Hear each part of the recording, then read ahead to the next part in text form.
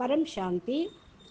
మనము భక్తి మార్గంలో 9 రకాల భక్తి మార్గాలు ఉన్నాయి. నవదా భక్తి అని అంటూ ఉంటారు. మనం పూర్వీకులు ఎవరు ఏ విధంగా ఈ మార్గం తోటి భగవంతునికి దగ్గరయ్యారో మనము తెలుసుకున్నాము.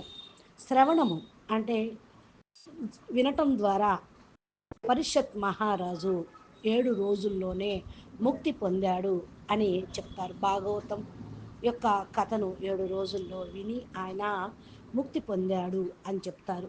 కీర్తనం అంటే పాడటం.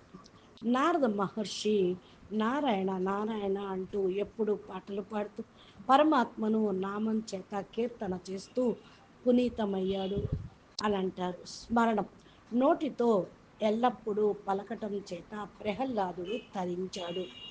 4వది పాద సేవతోటి లక్ష్మణుడు తరించారు. ఎప్పుడు రాముడి పక్కనే లక్ష్మణుడు అరణ్యవాసానికి కూడా వెళ్ళి ఆయన పాదుకలకు సేవ చేశాడు, అంటే పాదాలకు సేవ చేశాడు. అందుకనే ఆయన కూడా తరించాడు అంటారు.